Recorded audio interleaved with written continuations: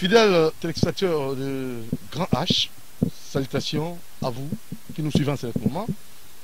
Respectons les gestes barrières, cache-nez, oblige, pour préserver, pour ne pas contaminer les autres. Doudou Montir qui vous retrouve en ce jour. Nous sommes loin des Lingwala, nous sommes en télé. Pourquoi? Parce que aujourd'hui, nous allons vous faire découvrir un grand.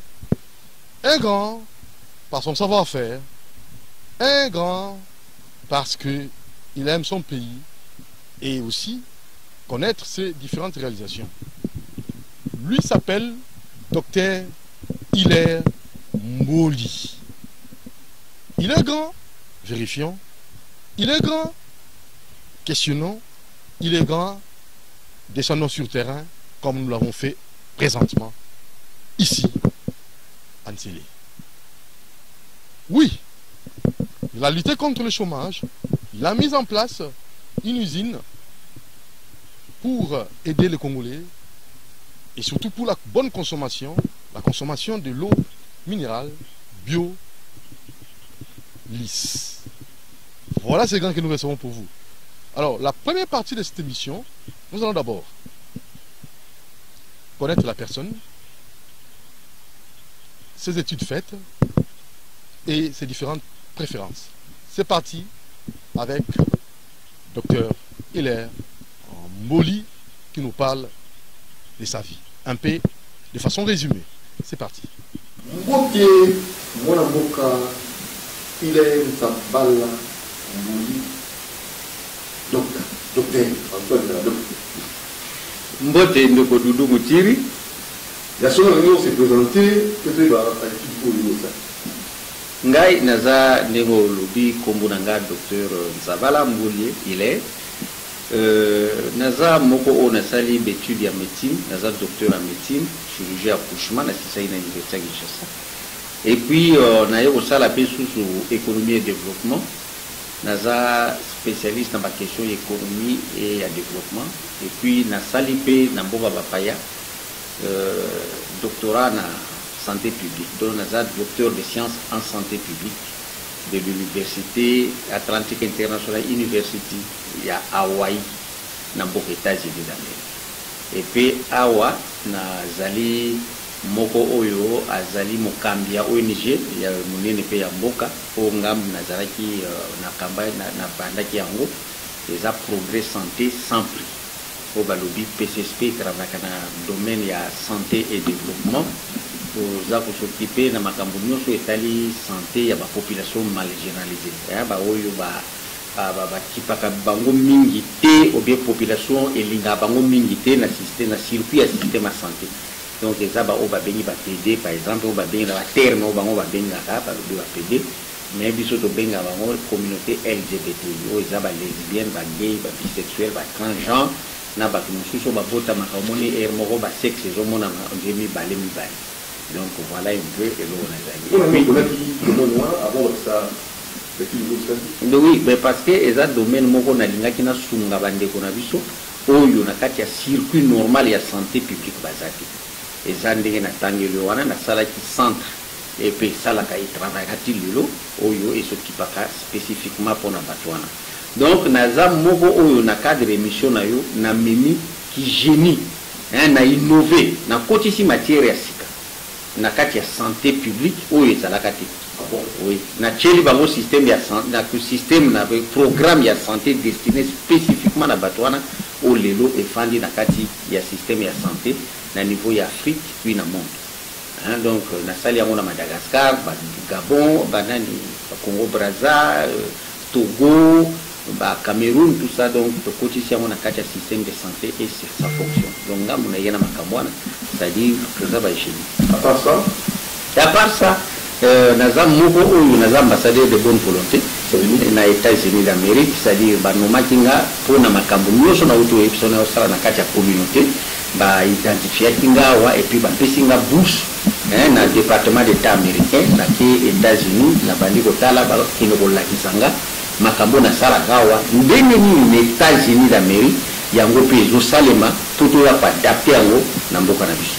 Donc nakendeki totali ndenge nini makaba politique et ça les makanakati ya États-Unis nakendeki na Maison Blanche et puis na Washington totali makambo babengi état fédéré na bete état fédéral comme ça comment il fonctionne comment il fonctionne bayebisi biso batangisi biso comment est-ce que baguerre à session ezalaki oyo esalaki ke no Maison Blanche à 3 fois ezalaki brûlé comment est-ce que baanglais bayaki kosunga bango nde nini bafrance bakosunga bango même États-Unis ndenge etongama wana c'est-à-dire bazwaka mpe modele Europe modele wana sikoyo bango basali yango na ndenge na bango yango bamemai biso mpo totala ndenge nini bango mpe basalaki mpo toadapte yango mpe na mboka na biso nous avons été identifiés comme ça nakanisi ke tokende mpe kotala système ya santé na bango comment ils ont fonctionné na bainstitut ya barecherche na bango na niveau ya programme ya santé publique na par grand laboratoire mo babenga kuna CDC Atlanta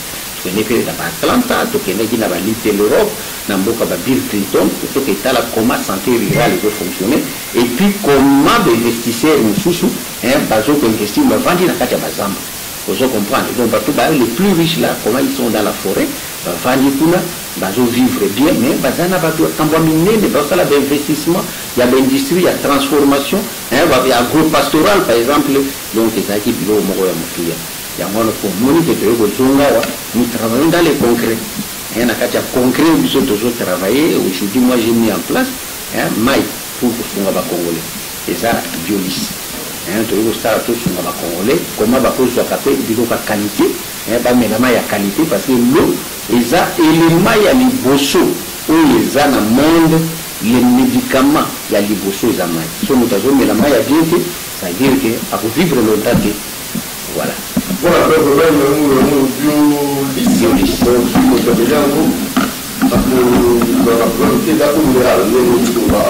alors on va faire on a parlé de la maille en forage et comme les deux la et oui bah nous allons faire un forage à l'eau et bien sûr d'ailleurs tout forage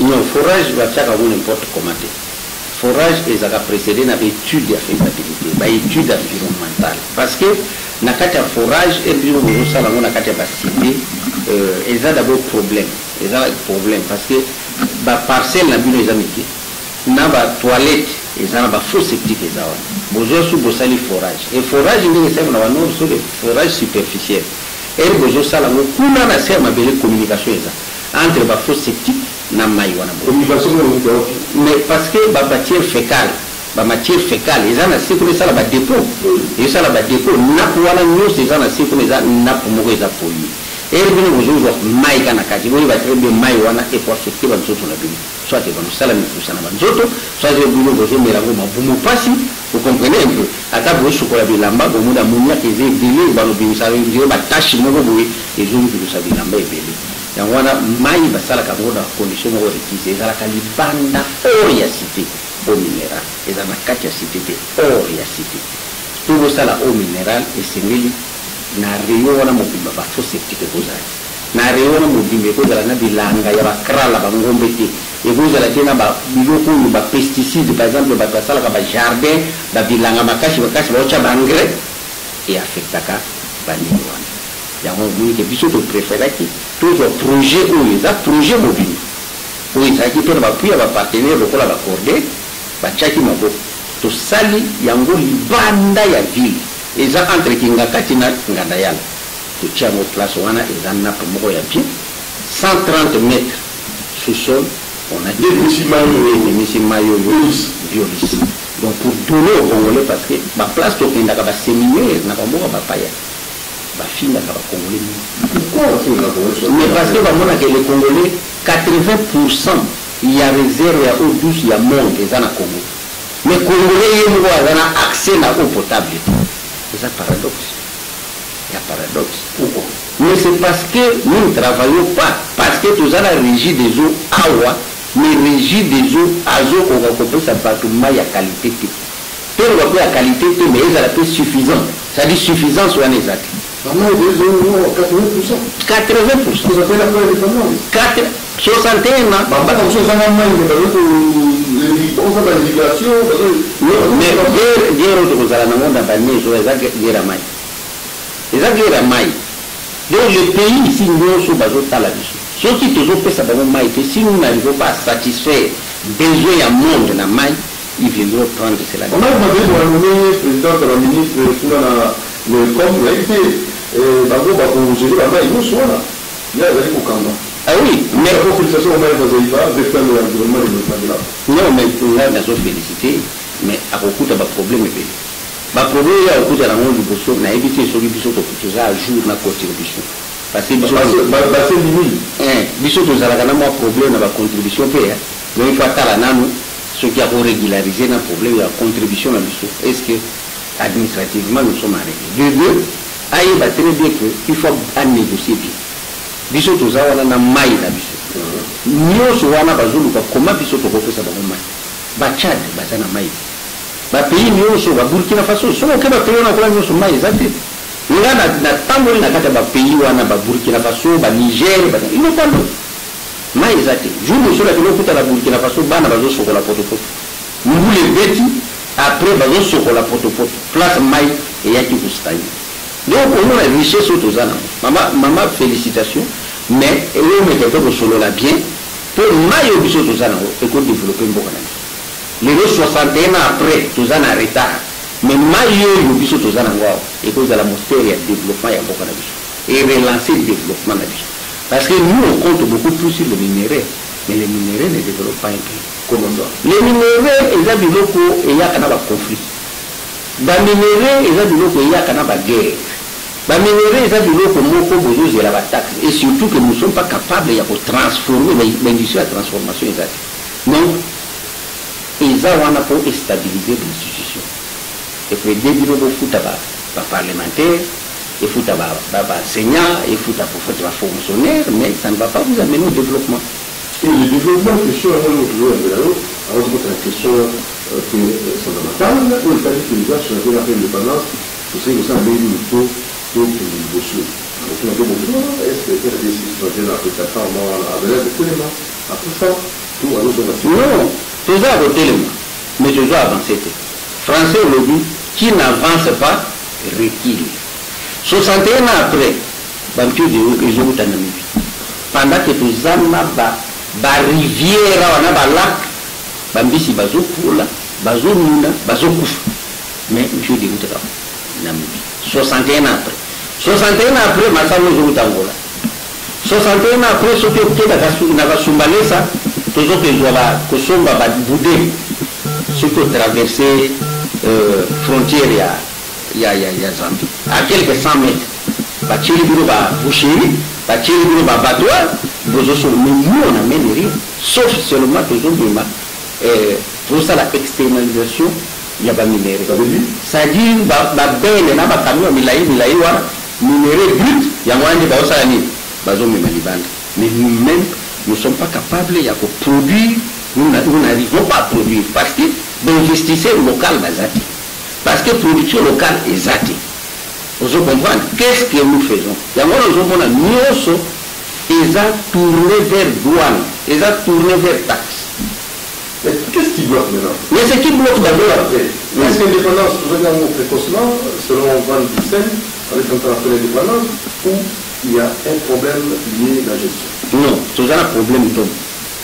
La pays d'habitude, nous avons un problème d'homme. C'est-à-dire, l'indépendance, il y avait quand même des élites. Des élites, on a des folies. Et les bâtiments sont pas là. Sont pas le but, des bâtiments, on va le but, il faut tout ça là. C'est-à-dire, il a fallu garder cap na biso. Il fallait cultiver la valeur. Tous les étiquetés. Vous comprenez? Les gens souffrent d'éthique.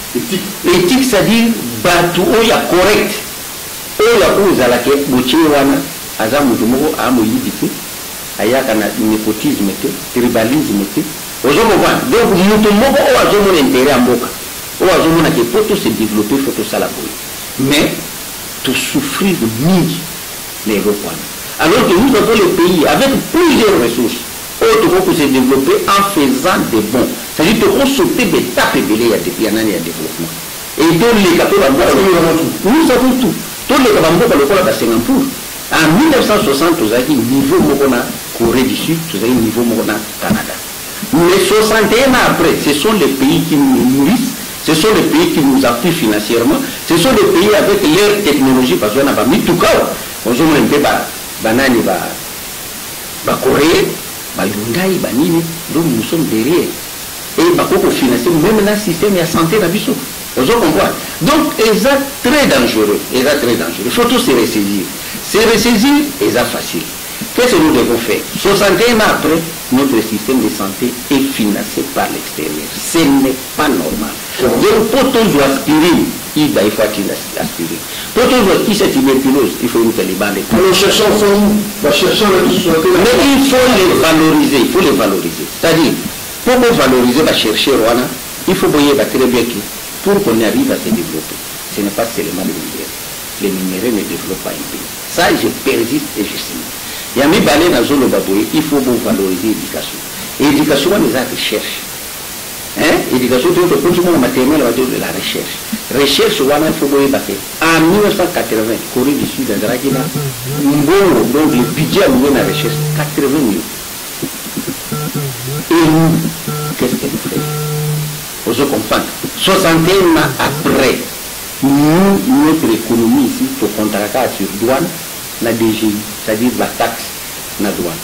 Douane en Europe, la douane, ils ont favorisé le développement. Comment doit-on favoriser le développement? Non, c'est parce que le climat est à faire. Le climat des affaires est à mapper. Douane, il y en a 10 000, il faut 15 000, 20 000 pour des douaniers. Vous comprenez? Or, il ne faut pas favoriser l'investissement local. Il y a des citoyens. Parfois, l'État a mais l'État a une réforme, le concret. Vous comprenez? Donc, il faut que je vois la décision, prévenir les risques. Aujourd'hui, ça, les investisseurs, aujourd'hui, ça, les mois sur la bandit, le moyen avancé, exactement. Tout le monde est sur lui. Sur taxe. Donc, pas sur taxe. Pas sur taxe. Vous comprenez? Or, taxe, on a tout au salaire qui battu. Fout à taxe, nous ça fout à taxe. Il faut digitaliser la taxe. Numériser. Ça, la logiciel Moko et fan dans la banque centrale. Mutation va bit. L'État s'y a fait si la machine mais qui pas nous sommes à au sommet directement et le taxe. Taxe c'est de façon numérique. Va éviter la taxe, il y a ma boko kokoma. Ma bena ngoza muibi. C'est-à-dire elle a commis que kokoma ndenge ba jouer ya muti. Vous comprenez? Babiloko mécanique, pour toucher ma cash. Et ça, biloko moko ils ont démodé. Et l'avantage de la numérique? La numérique parce qu'ils ont qu'un cas électroniquement pour nous. Vous comprenez? Moyen PDG avec le Roland Mouizat. Moyen comptable là qui côté la Mouizat. Voilà.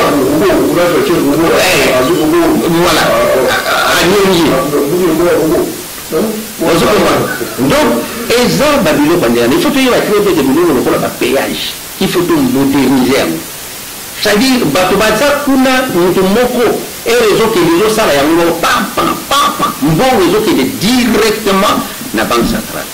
On a visité dans Moko Bélé, on a fait du Sud, comment ça se passe. Bapé, ça peut être privé.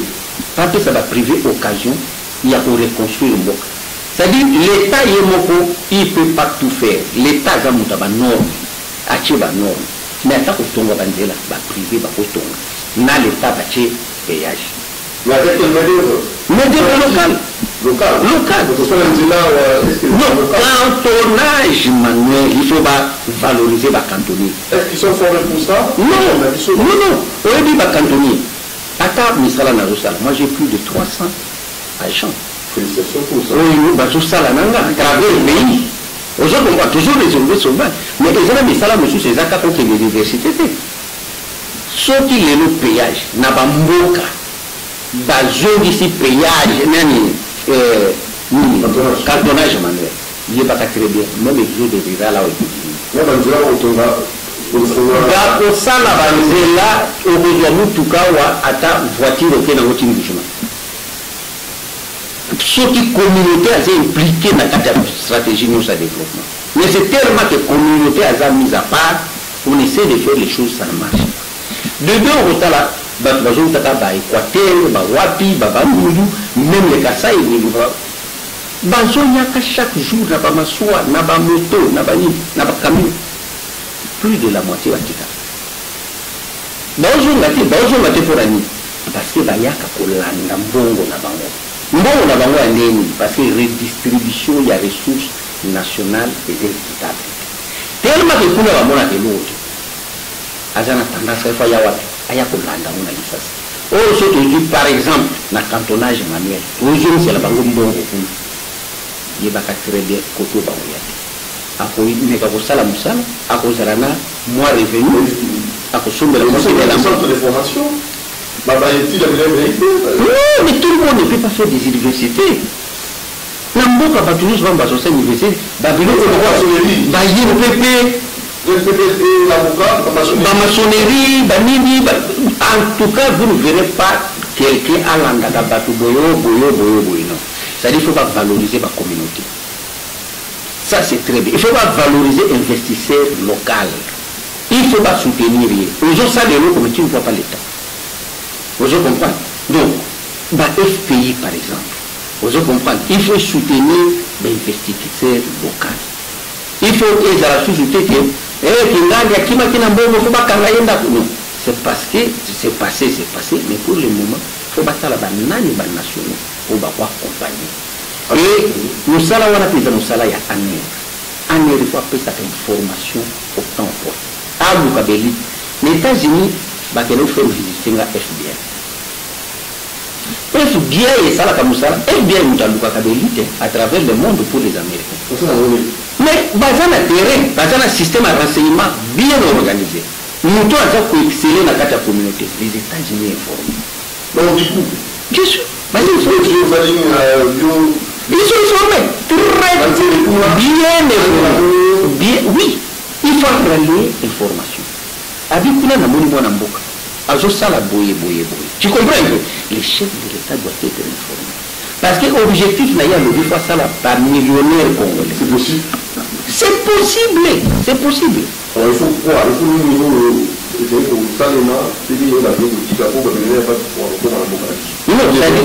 s'agit d'encourager Batumio Soyo, Bazosala Bénéfice. De la taxe équitable. Non, taxe wana ils a exorbitant. Ma taxe. Je peux te dire une chose. Jour moko batadéji baiko salama avec investissement. Parce que je donne $150 na carte d'employeur salarial. Ça c'est la même fois. Non, au-delà. Voilà, alors la dernière partie concerne la réalisation, ces différentes réalisations. Ici, vous allez découvrir ces beaux cadres, mais ici, on a érigé, on a mis en place une usine qui va permettre aux Congolais de consommer de l'eau, pas n'importe laquelle, l'eau minérale, potable, pour la santé, et l'eau bien utilisée, bien analysée plutôt, suivant les différentes études de faisabilité. On va ensemble avec vous d'abord avoir les différentes orientations par l'administrateur qui est ici avec nous, et lui va nous proposer un guide qui va nous orienter pour connaître un peu comment comment se déroulent les travaux ici dans cette usine. Place à notre administrateur qui est là, mais tout en remerciant le chauffeur qui nous a aidés pour atteindre ce lieu. C'est pas facile en Télé, monsieur Francis Talamakou. Allez, c'est parti. Administrateur, bonjour. Bonjour, papa les journalistes. Ah, santé. Ils allaient bien. Ozo talabiso pour ça mais nangai pour oza pena la facilité ya koza na kati ya ne ba cadeau bien oza la bien cadré. Alors yozali nani awa ngana yibi oza administrateur mais kombo na yo ngai monsieur Derrick Kamanda nazali administrateur na projet oya Biolis Bioindustrie. Derrick Kamanda na nito ba moke monsieur Ilemboli, docteur Ilemboli, Azali Pena Grand. Monsieur Ilemboli Ndengolobi, Azali Pena Grand na comme on a grand Ndengolobi parce que aza dans nous mutoyo aza na ba idée pour na mboka pour na développement mboka aza expert na santé muto aza la ba idée belé azo concrétiser ngo ezaka na mutu tembe azo concrétiser ngo donc aza le mutu moko azali grand makasi na ndenge azo sala oyo toujours lobela lelo oyo to sali biolis bioindustrie pour na santé ya batu mai ya peto ba mela yango ile ngoli azali mutu moko grand ba idée na e bana kala lelo azo concrétiser ngo il est mboli apesi musala azo traité bien donc batu bazana ba condition bien donc yango wana yo en tant qu'administrateur dites-nous clairement est-ce que azalaka bien habillé tozalaka bien na ye azalaka bien na biso aza mutu moko malamu azali azalaka kanda te aza vraiment mutu moko très posé aza très social mutu bien kutu donc aza bien na bato asola kitoko azalaka très bien yango wana soki losola kitoko déjà par rapport ya ba idée na yo komona pe makambo ezokende bien développement ya mboka oyo tolukaka tozala besoin ya bato oyo baza ba développement baza ba idée ya makasi oyo ezo permettre que mboka ekende liboso concrétiser yango ozala ba idée na mutu mais il faut kende oyo concrétiser yango wana moni mais c'est l'air par rapport ya ba idée oyo ebanda kala ya kosala industrie moko ezopesa mai moko ya peto mai oyo eza mai te bazozwa ngo na ba partie oyo ya pollution tozwa ngo na kata zamba ya forêt oyo benga mai eau naturelle eau minérale eza ba place oyo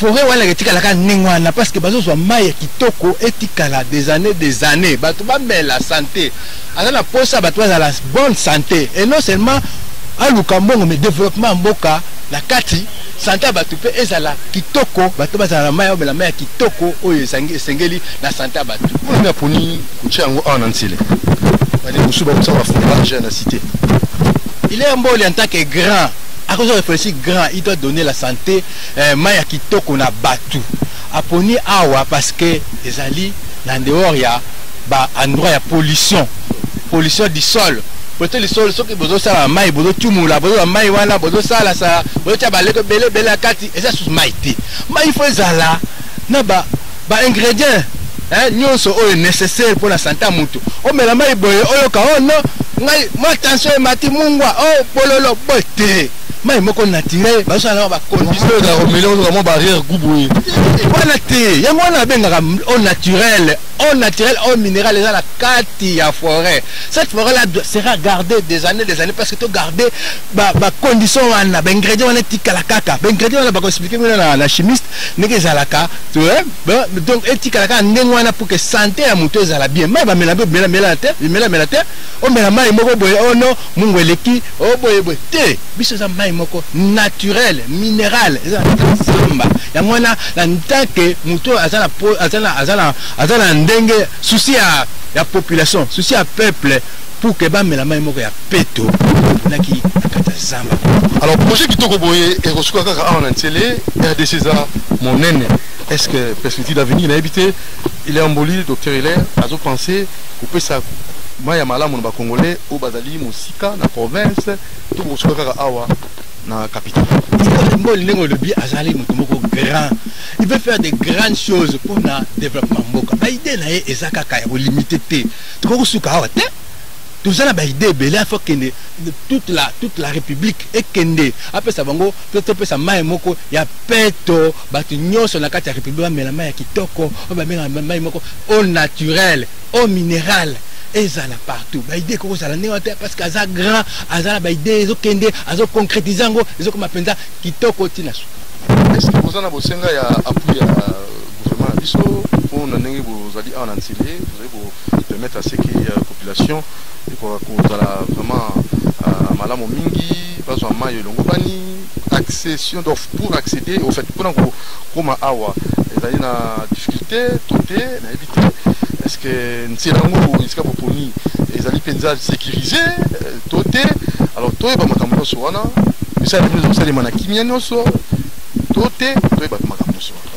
omoni le fait que il est un grand homme aponi lancer les côtés na kati donc to ultimo sika tozalaka tozo ba mituka oyo zozo situé ngo ah vous allez wapi la kindobo ah na Nsele c'est juste à côté pembeni na Kingakati awa donc toza na sewa Kingakati mona toute cette forêt si vous voyez là donc Kingakati ça kuna biso za voisin Kingakati na se côté yo toza na katia zamba oyo aponaki zamba oyo juste na ipsi na début que toza besoin ya peto ya mai za la peto sikoyo na mai ya peto wana ba difficulté toza nango moni nzela oyo pour ka mema mai kuna wa pitié ke wa po ba konzi ba yo ka to bona entrée wana nsele à partir kuna toza na 6 km pour to koma wa eza nzela mabele za ko kanga makama boy eza ko kangama en tout cas toza na zelo toza na mbula zelo peto toza na mbula toza bimisa mai batu ba mena mai ya bien mais il faut tozala na nzela moko malamu po mituke kendaka malamu moko pesa batu mai mais toza ba mikakatono ba mikakatano wana na ndenge nzela eza accessibilité yango wana tozala ba mituko ya traction mais nzela eza ba mwa ba difficulté soki ba pui wana toza na besoin nango toza na besoin nango ba ya ko sala biso nini ko aider biso par rapport à nzela ebonga et comme ça biso mai mo nani facilité ya kubimisa mai que sécurité za malamu awa toza na place ya pardon toza na kimia toza na place ya kimia alors la habitude déjà tout comme sur na yo tous autant au minité il faut que na bureau signer au landela musala au landela ba jana yo est-ce que tu veux soit guide pour la kisabiso ndenge makambo ko tambola wa mena mbopenza uzana loba bokabwani to quelques remerciements européens on a ko to ko kende ko na ko présenter to guide to ko présenter biso monsieur Serge Muyenge aza chimiste biologiste ye mutatali peto qualité ya mai wana azotala ngo il faut bouger te sala boyete donc il fait la qualité wana ba norme wana do yazo landela ngo do ye wana ako laxabino ako expliquer bino en profondeur encore pour comprendre bien sur le plan scientifique ndenge pena ezalelaka donc yango wana maloba muke yango ya suka yango na lebi donc c'est-à-dire que dans la place moko ya malamu par rapport ya mai wana na opesa mbote na batinyo so ba sala la biso chauffeur na biso Francis Talamaku baja nyonso ba sala la biso da PSSM na bio industrie makamnyo so do bango ba mbote na bino toza l'émission donc toza compesa bino do ba encouragement so za la bien tout ça la bien. Merci beaucoup d'Éric Remanda qui est l'administrateur des PSSP et des bio-industries. Vous êtes des bio-industries seulement. Donc PSSP, on a mon Kambao. Toujours Yemoko docteur, il est en Mouli. Merci, à la prochaine occasion. Guy Dango, allez. C'est Guy Dango. Guy Dango. Voilà. Alors, Guy Dango. Allez, qui a vu sur la promotion pour la Inikin. Oui, justement. Bonjour. Bonjour. Biso to landi binotan bino bo CDT première promotion environnement biso to zaki na biologie. Environnement est to bandaki ngo professeur Moussibunda ebisa biso. Environnement mon tir un jour comme on a valeur.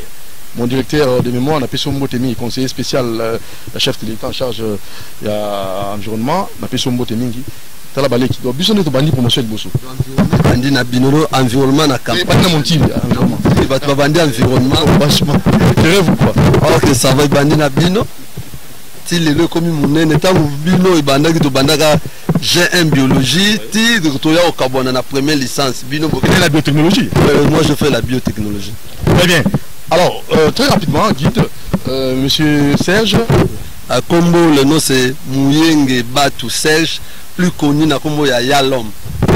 Alors vous êtes chimiste et biologiste.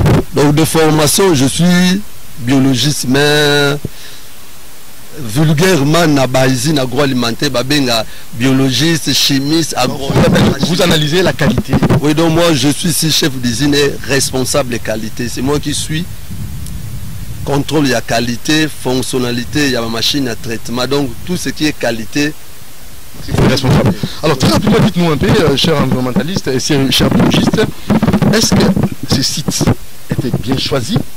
Les études de faisabilité ont été faites en bonne et due forme.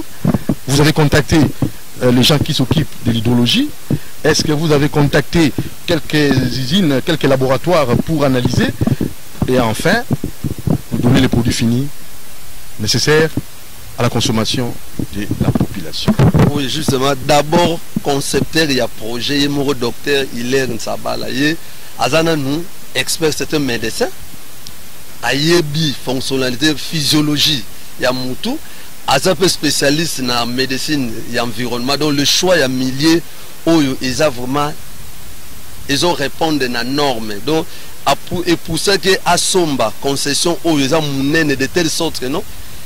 Et donc urbanisation et qu'on pousse en apembeni na biso, c'est toute une grande concession de telle sorte non nappe phréatique au bango basutira qui mai au biso to bendi mai ezala na pollution te do activité humaine mon côté influencé soit apport il y a ba faux septique apport il y a ba pesticide non agriculture déjà éloigné na biso do makamuno nous on a choisi site uniquement pour la exploitation et traitement ya eau minérale biolise. Donc c'est exempté presque.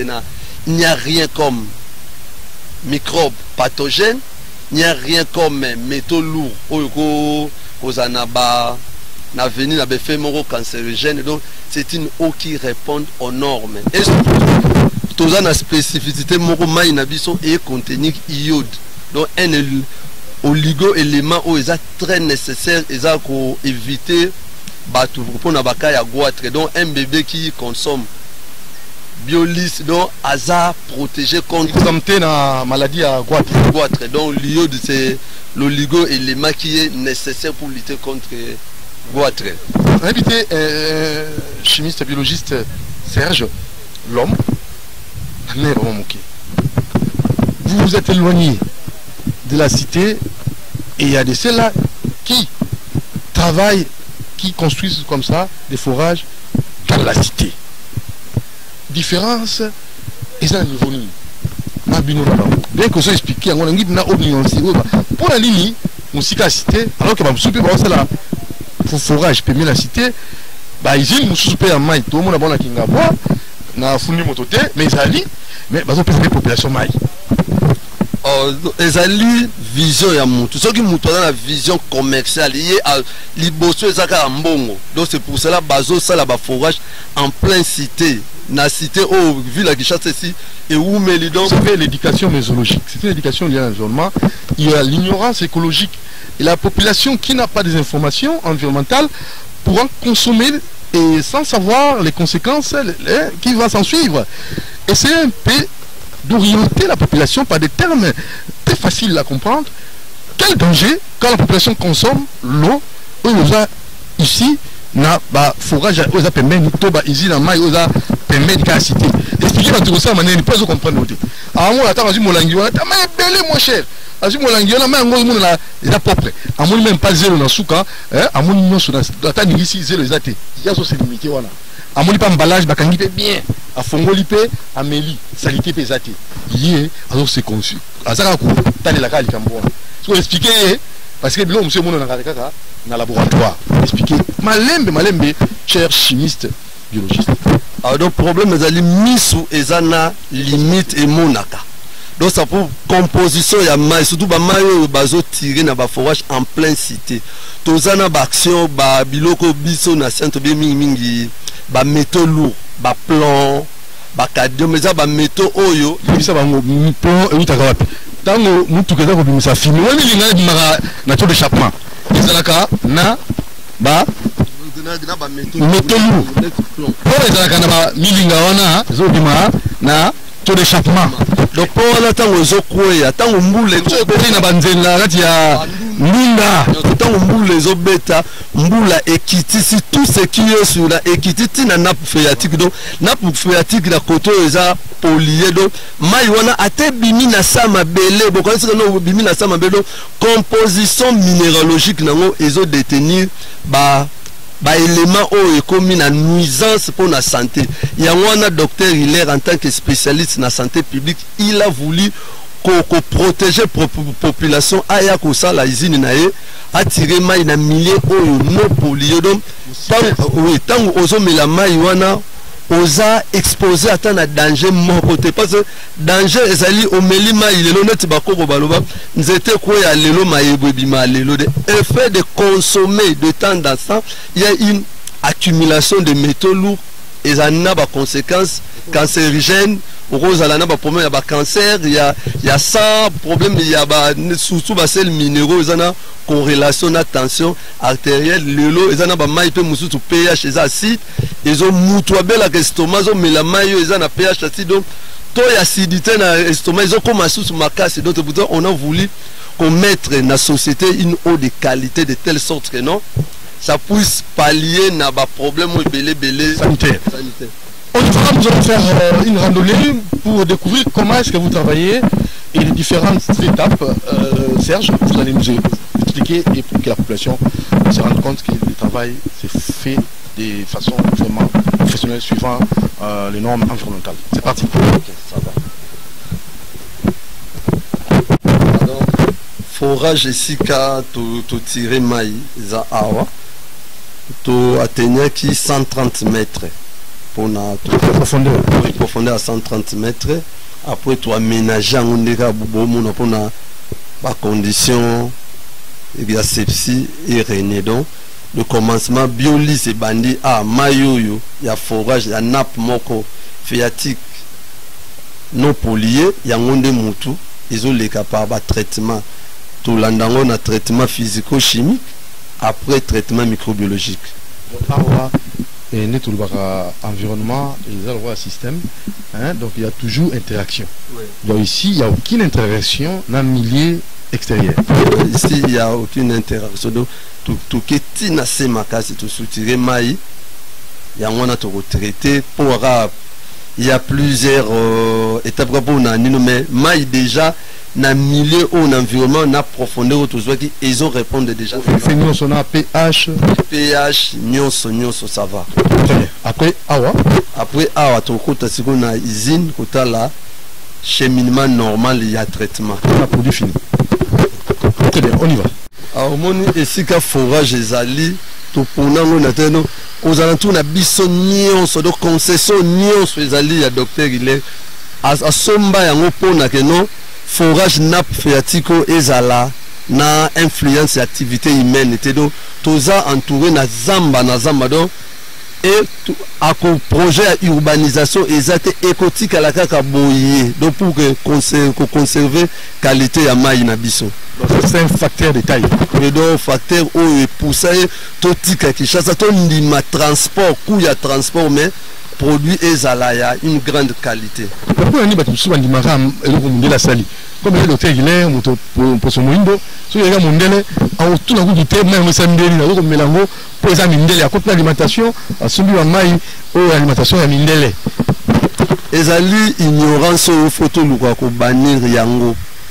Tokanisi neti loko ya malamu ze loko ekouta na bapaya. OK bango mo bapaya tellement ils ont baluki ko manipuler science mingi comme na ba conséquences na bango oyo biso du fait tourner dans un milieu naturel nous plus 80% au naturel ezali en RDC donc eau douce mai ya bien ezali eau douce oyo pesa mboka mumba mai donc ezali na biso faut ko pesa confiance na eloko mwana mboka et surtout pour ko éviter dépendance. Donc comme si na Congo tokomi ko dépendre kaka na expatrié le loso qui bazui décision que na ba kanga biloko na ba nous tokomi déjà à Genève faut donner coup de pouce na bana mboka net ba docteur Hilaire au bazana vision ya ko rendre mboka grand avec des projets pareils. Vraiment c'est quelqu'un à encourager, quelqu'un à féliciter. Évoluons. Voilà, alors, bah, étape les abonnés, chimiste, biologiste Serge. Maïwana, il y a forage. Autozo considérant qu'on est au brut.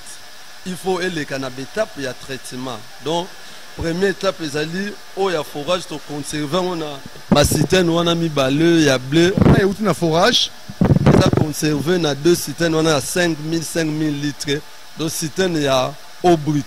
Maintenant, au brut, il y a une étape de traitement. Donc, on a une usine, tout ça là, traitement. Après traitement, tout ça, conditionnement, il y a mise en bouteille.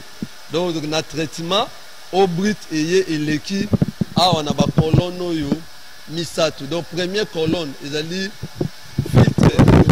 Première colonne, ils allaient filtre à sable. Donc, ouais, filtre à sable. Donc filtre à sable rôle nango ezali ko retenir tout ce qui est suspension na maille. Donc ils ont traité paramètres auto bengara paramètres ya turbidité. Non mais aussi un paramètre à turbidité faut la inférieur à 5 NTI. mais avantage ya mai na biso eza que non même mai ya forage ya moko eza déjà na turbidité inférieure ya norme. Donc pour plus de protection et plus de sécurité, eleki na colonne ya sable. Après colonne à sable, tu as une colonne ya charbon actif. Chaque colonne au charbon actif, et un rôle pour retenir tout ce qui est odeur, tout ce qui est solution organique dissoute dans l'eau. Donc ils ont le charbon actif, ça fonctionne sur le principe il y a absorption. Après troisième colonne, ils ont le adoucisseur ou échangeur d'ions. Il y a un rôle nango ils ont pour rendre eau douce. Mais malheureusement, avantage na biso mai déjà eau brute eza douce parce que to ya calcium na magnésium eza na C. Donc il nga kolongola yango pona ko éviter soki mai eza na to ya calcium na magnésium makati to benga ngo eau dure. Donc mais eau na biso eza eau douce. Troisième colonne rôle nango ezali adoucisseur.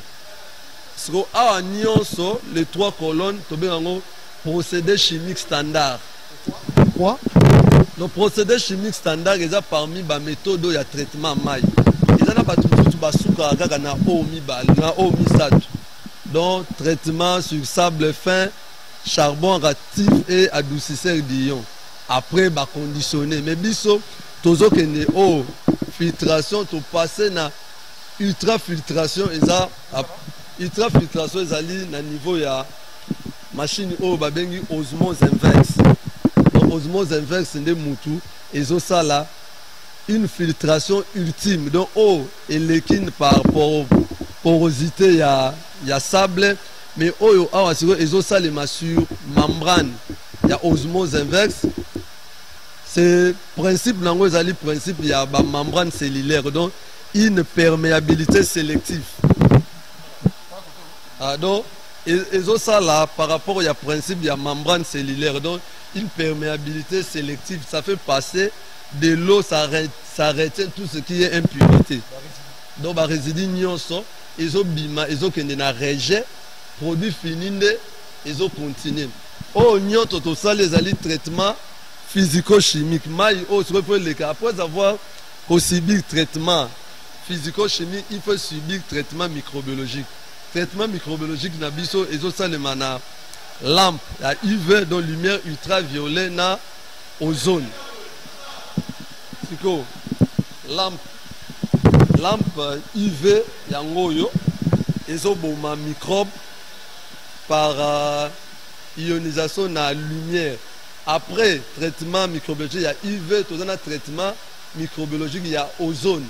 Ozone c'est l'oxygène 3. Donc tango ekoti na mai et comme ici maï antiseptique donc yango ebomi microbe yango ezana durée ya vie ya muku c'est tant ozana kati ya maï eza ozone ebomi microbe après un temps ekolongwa ozone ezongi oxygène normal non oxygène biatomique donc OD donc elongwe O3 oxygène évaporation et comme oxygène normal oyo. Et pendant longtemps, pendant temps on a essayé ça O3 ozone a joué rôle de bactéricide. Azo boma tout ce qui est microbe na kati. Yo ils a traité physiologiquement na microbiologiquement c'est que to conserver on a citerne eau citerne à inox citerne à eau traité. Donc mayo ils a traité to conditionner en eau. To conditionner mai na biso na ba format ya munene ya bagalon ya 18.9 litres tout dans un format ya 5 litres tout dans un format ya 1 litre et demi tout dans un format ya 1 litre tout dans un bouteille ya 750 millilitres après bouteille ya 330 millilitres c'est conditionnement ya mai mise en bouteille et zo salema na machine oyo avec machine donc on a 3 machines filling machine donc on a 3 machines ils ont la première partie ils ont lavé la bouteille deuxième partie et remplir maï na kati après troisième partie et sceller la bouteille Première partie, et ça, le marana niveau Oyo, donc rinçage et rincer. Deuxième partie, mise en bouteille, donc maï koti na milangi. Troisième partie, bouchon et kangi. Après, et continuer, toucher étiquette, toucher neck. Après, empaquetage et ça, les maï, to garder na dépôt pour la livraison. Alors, pour Koeba, tu as motuna, ils ont contenu maï na maï na biso, ils ont contenir sels minéraux nécessaires pour la croissance. Il y a bana pour la composition minérale équilibrée. Donc, ils ont un champ tolérable pour les enfants, tolérable pour les vieillards, les femmes enceintes. Donc, vraiment, c'est une eau minéralogiquement équilibrée naturellement. Et le pH? Oui, le pH obéit à la norme. Tout ça, un pH 6,8. La période de Yamboula, donc une oscillation, mais oscillation, ils ont conservé car on a une norme de 6,5 à 7. Donc, toujours la norme, Oyo. Donc, rôle n'a pas plus que la valeur, il y a des paramètres. Bien. Alors, toujours chité déjà. On a évité ce que l'on a baptisé, tout ça, la mission en côté.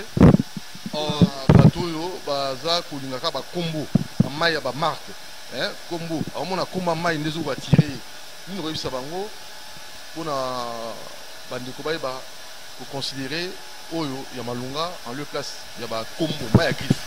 Ok, donc le problème là on a plus surtout confiance na maï au biolis binomo bomoni ndenge izo salema milliers Oyo et salemeli et ezali maï moko ya expert donc le concepteur nango d'abord aza médecin, docteur en médecine, azali spécialiste dans la santé publique, à mettre dans la société naïe produit oya marque, même ceux qui otali usine nabiso libanda, couleur nango ezali ko refléter république, ezali ko refléter drapeau ya mboka, donc c'est quelqu'un population où l'État a qui comme misé mingi na ye po il tient vraiment au développement ya mboka.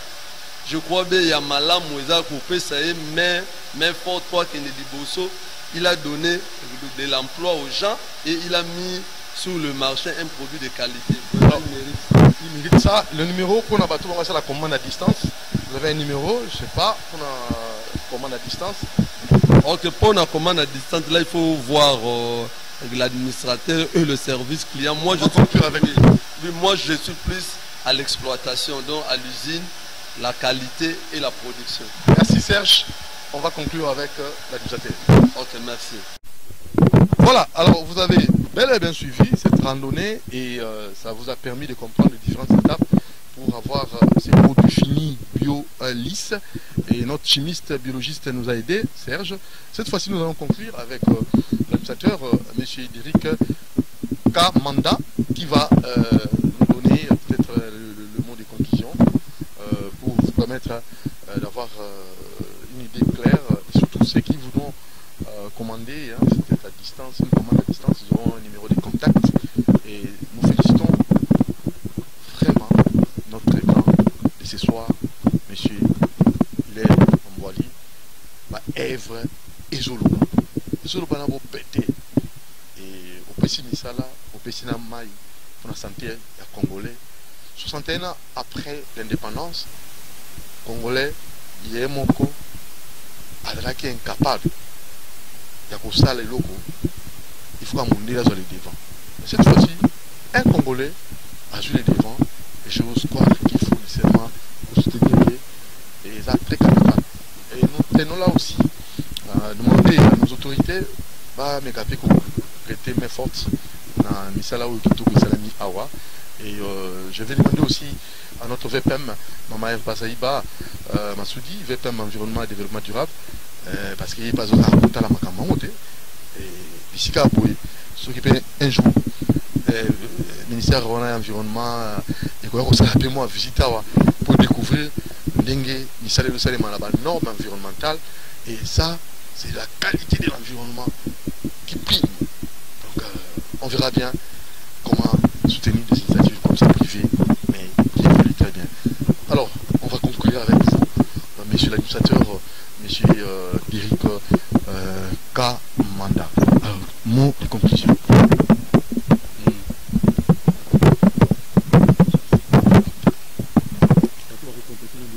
Ici, awa, toujours ça. Merci. Oyaki pour la pour la numéro 089, donc 099 99 52 174. 099 99 52 174. Donc plus 243. Voilà. 9. Voilà. 52 174. Voilà. Numéro pour ça la commande à distance, tout un babino, tout Kabana yo. Tout Kabana, merci. Tout Kabana, tout Zali, tout Izinoyo, les grands hommes que vous avez déjà reçus. Baïdé, c'est là qui a concrétisé. Mais Mbok Mikakatone Zali, Nenge Mboka, il fallait Elanda. Mikakatone il y a accessibilité, un problème en courant. En tout cas, ce qui est l'État a accompagné l'ANDA pour que la place au minéral, la poteau, au naturel, place les Alaka. Yango Basali Awa. Donc on a besoin d'un accompagnement, moi courant, moi zélé, elle a bien pour accessibilité, tout initialement, yango bapino sur Bayokaka. Au minéral, voilà, mélange facilement. To ekende pas la bango donc yango la biloko mi baleto la nango la biskaka na ngona to sana ngona na mai wala nzela. Merci et bon na ndenge da to sololi na sepeli mingi ndenge boyaki na ko manquete ko pesa ba merci na bato nyonso to zala la bango na vie to sala bango na misala bato nyonso basala na biso na PSSP na Biolis Passepartout na leka na ko santé ba master nyonso to tanga na bango na université Kinshasa ba collège d'Alpère jésuite ça dit ça là donc na famille na nyonso mon épouse docteur Mireille Bongwa donc na mes enfants et toutes les familles toute ma famille banango Bede Kamanda Kecha Kamanda Eliel Kamanda Kirin Kamanda bananga bango wana donc bango nyonso baza en bonne santé na pesi bango mbote na mama la bango donc docteur Mireille Bongwa pe bamela mayo tous les temps donc ndako nazaka na mayo Biolis zomona Biolis yango yo Biolis les amaye moko ya négligé te donc maye moko au naturel, je dis bien naturel minéral kata zamba bomitungisa te boko to na koti plastique na kata supermarché te ke maye moko boye non yango yo solution yango bo luka yango yo yango yo. Merci Cédric Kamanda, Derrick Kamanda, excusez-moi. Merci à vous qui nous avez suivis. Donc, accessibilité ne vous poser problème. Nous là les bonga pour nous kolongwa. Et si Kama ezali na kobima na route principale et so sala moi passi. Courant pego sala moi passi. Donc tout ce nga congolais au bazar d'initiative qui tout pour le développement. Allez. Merci à Moron Djambé à la réalisation, coordination avec Kabongo, Ermak Makonda programmation. Merci à nos exploitants vaillants. Merci à Kisha Banjolo. Merci à Fiston Tunga Bouinonzinga et des merci Kifou. Doudou Montier vous aime la rediffusion samedi à 9h30 et sur les réseaux sociaux, vous allez aussi suivre cette émission. Et abonnez-vous massivement et posez vos questions au numéro affiché ou appelez pour vos réservations au numéro plus 243 9999 52 174 pour vos commandes à distance, pour en Biolis. Mais pour être invité, comme on l'a fait avec notre invité, notre grand ce soir, le docteur Hilaire Mboli, appelez-nous au numéro plus 243 89 61 52 634 plus 243 89 61 52 634. Coup de chapeau à vous, le couple Mboli, donc maman Hortense Mboli et Hilaire Mboli, couple yo, et ça a bien pour la Congo.